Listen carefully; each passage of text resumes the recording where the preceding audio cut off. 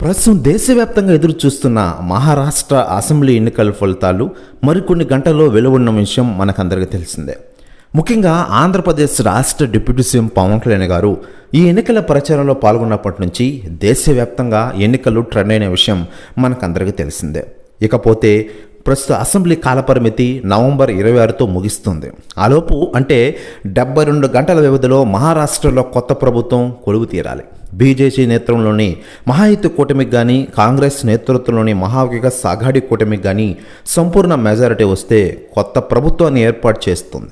మరోవైపు exit polls కూడా BJP కూటమికి మద్దతుగా నిలుస్తున్న విషయం తెలిసిందే. దీనికి పెద్ద కారణం పవన్ కళ్యాణ్ గారిని తెలుస్తోంది. దీంతో పవన్ కళ్యాణ్ గారి గురించి రాజకీయ నాయకులు స్పందిస్తూ ఉండగా తాజాగా తమిళనాడు సీఎం ఎంకే స్టాలిన్ గారు స్పందించారట.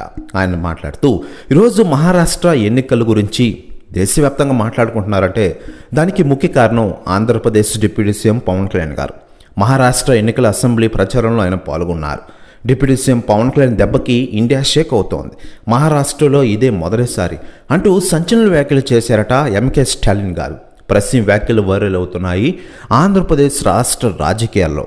మరోవైపు ఆంధ్రప్రదేశ్ రాష్ట్ర రాజకీయాల్లో ఆంధ్రప్రదేశ్ డిప్యూటీ సీఎంగా రాణిస్తున్నారు పవన్ కళ్యాణ్ గారు.